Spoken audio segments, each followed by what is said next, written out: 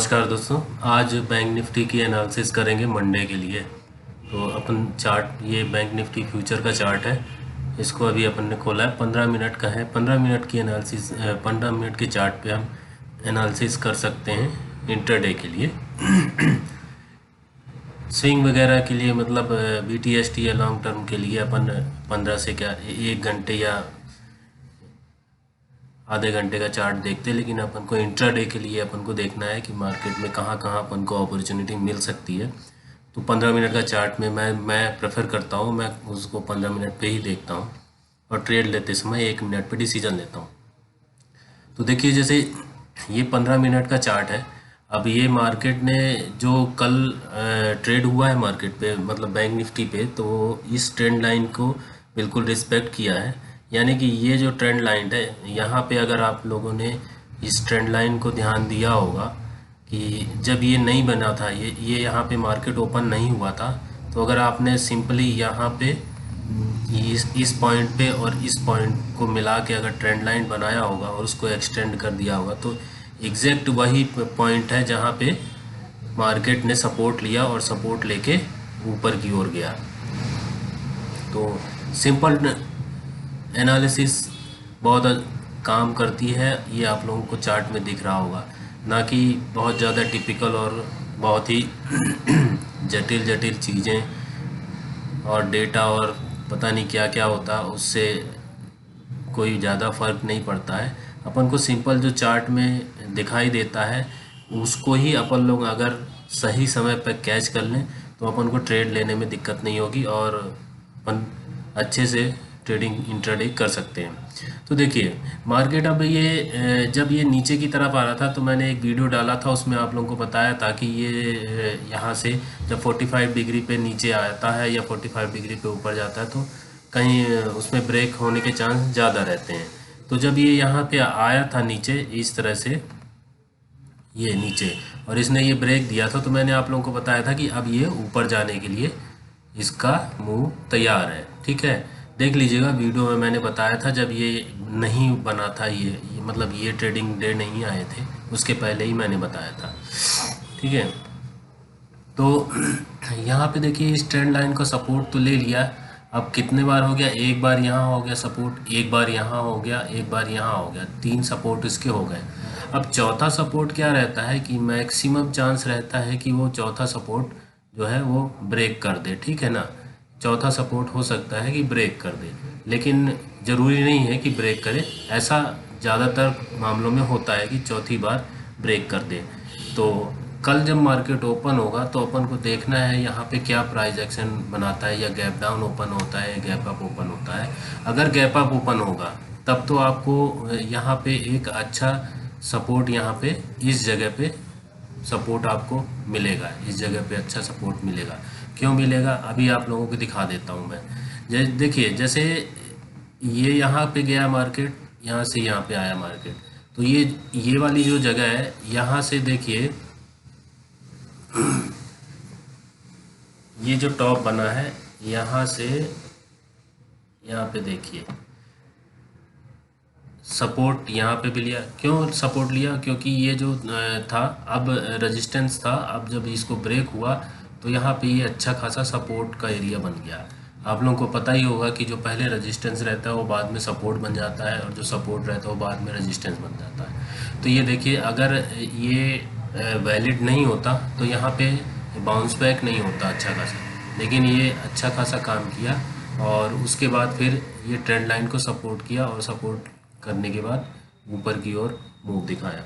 लेकिन अब कल अगर ये इस वाले टॉप को ब्रेक करता है तब तो ठीक है, वरना यहीं से ये रेजिस्टेंस लेके नीचे की तरफ आ सकता है। ठीक है, ये यहाँ से रेजिस्टेंस लेके नीचे की तरफ आ सकता है, तो इस बात का ध्यान रखना है अपन को।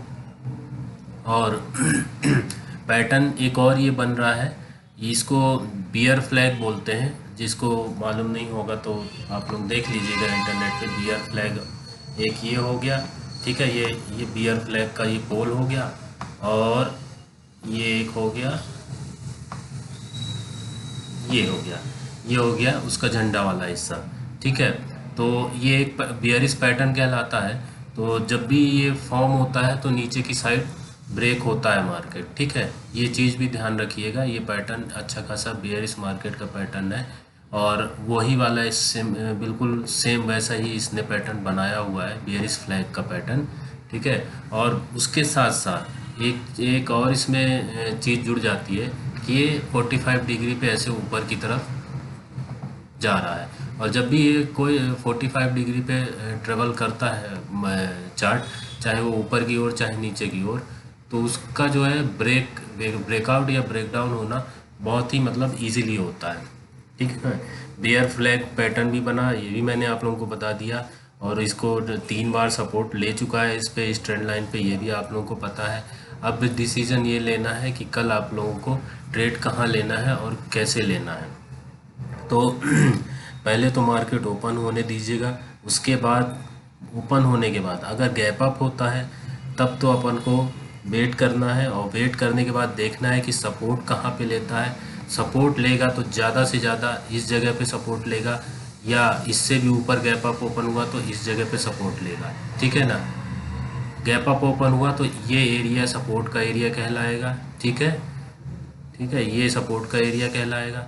और अगर गैप डाउन हुआ तो ये फिर ऑलरेडी फिर ये रेजिस्टेंस बन जाएगा, ये वाला एरिया, ये वाला एरिया रेजिस्टेंस में अगर गैप डाउन हुआ तो एक बार को, और नहीं तो इस जगह तक ज़रूर आएगा। गैप डाउन होने के बाद इस जगह पे ज़रूर आएगा। इसको मैं अच्छे ढंग से दिखा दे रहा हूँ। एक्चुअली में ये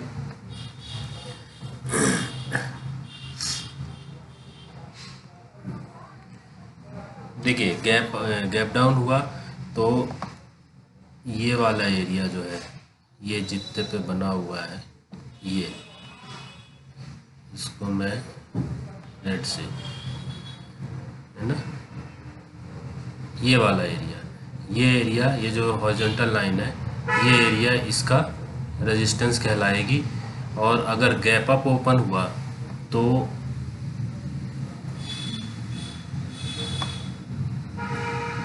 ये सपोर्ट कहलाएगा, ये वाला एरिया। अब ये कितने पे है ये आप लोगों को रुकिए मैं बता ही देता हूँ।